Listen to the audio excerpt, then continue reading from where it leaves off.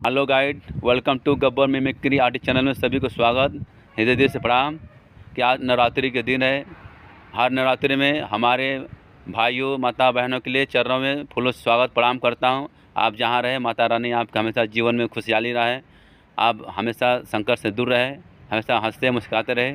लेकिन आपके सामने एक गब्बर मिमिक्री आर्टिस्ट जो जिला चंदौली नवोपुर के रहने वाले, आपके सामने हमारे रवि किशन जी का आवाज़ जो हमारे जौनपुर के रहने वाले, उसके मैं 2 कॉपी लेकर आता हूँ। अच्छे लगते हैं कमेंट करें।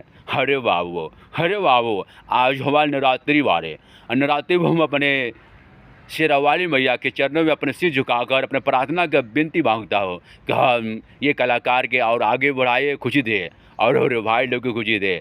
जैसे उसका डायलॉग हम रवि किशन को हुआ, अरे बाबू, हे भैया, ये हमारे काली चरण वारे, अरे कालन चरण सारे, ये बस्ती और वाइस वार वारी, ये लोग घोबड़ा के पाल पोछ का बड़े के लिए वारी, सुल्ले वारी की बस्ती से बुंडा उठा के ले बारी। तो जाला तारे नवरात्र हुआ, अगर हम शेरा वाली के सामने अपनी बेटी करब तो तेरा का हाल हो रे चारे का इनका।